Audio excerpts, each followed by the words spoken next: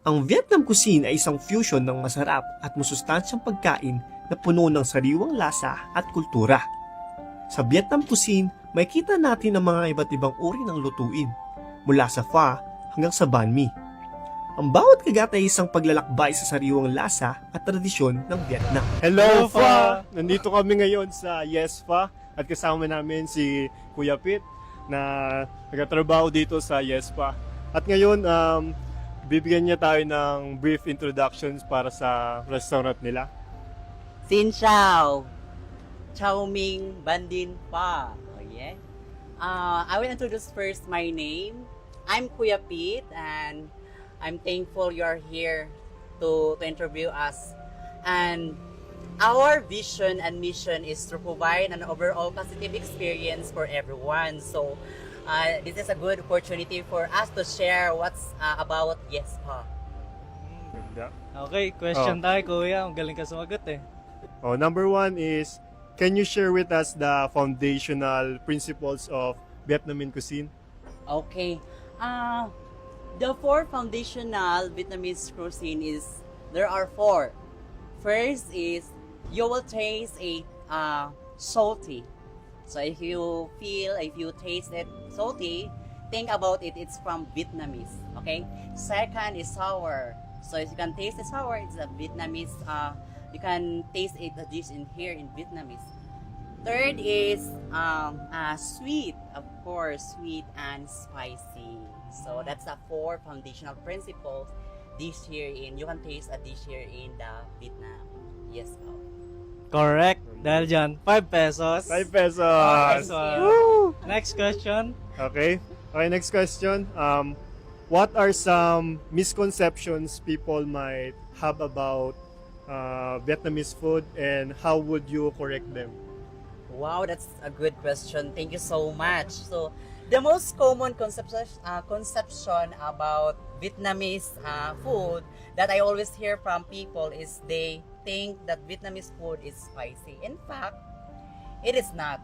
So, I tell them that Vietnamese food is served with separate condiments bottle or containers on the dining table. So, as you can observe, we have here a different sauce. So if you want to be spicy, just on the pot.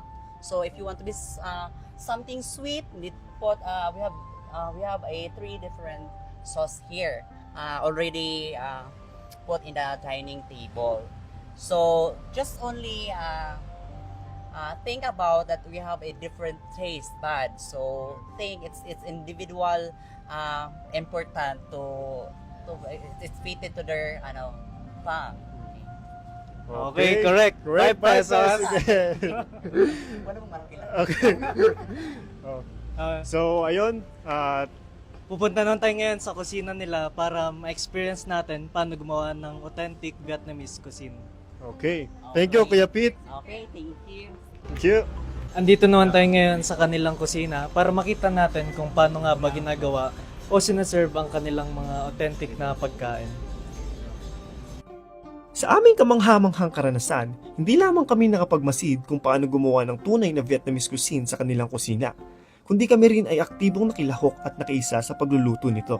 Sa pamamagitan ng aming pakikiisa, hindi lamang namin natutunan ang mga kasanayan sa pagluluto, kundi naranasan din namin ang kahalagan ng bawat sangkap at proseso sa paggawa ng mga tanyag na Vietnamese dishes. Ito ay isang kakaibang pagkakataon na hindi lamang masaksihan at maranasan ang kultura ng Vietnamese cuisine, kundi aktual na maging bahagi nito sa pamamagitan ng aming aktibong pakikilahok.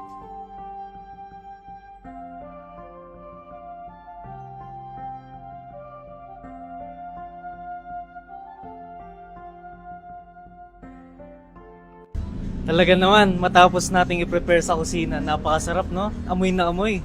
Tama ba, partner?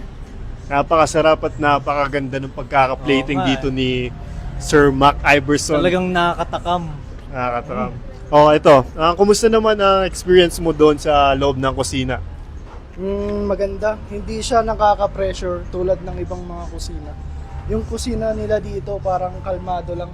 Talagang makikita yung essence ng Vietnam na parang peaceful sila. Ano? Yun nga, tama no? Makikita mo sa galaw nila, parang healthy talaga. Parang yung mga sinaserve nila, napaka-healthy. Tara, tikman na natin. Nakakagutom nga eh. Parang ang sarap. Let's go! Ang pho ay isang malinamnam na rice noodle soup na may karne o tofu at may sariwang herbs tulad ng mint at cilantro.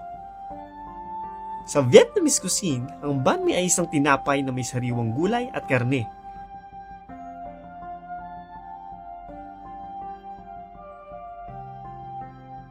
Ang fresh spring rolls ay may sariwang lumpia na may laman na sariwang gulay, karne o seafood na nakabalot sa manipis na rice paper at karaniwang nilalagay sa peanut sauce o hoisin sauce. Ito ang mga iconic dish ng Vietnam na puno ng sariwang lasa at kultura.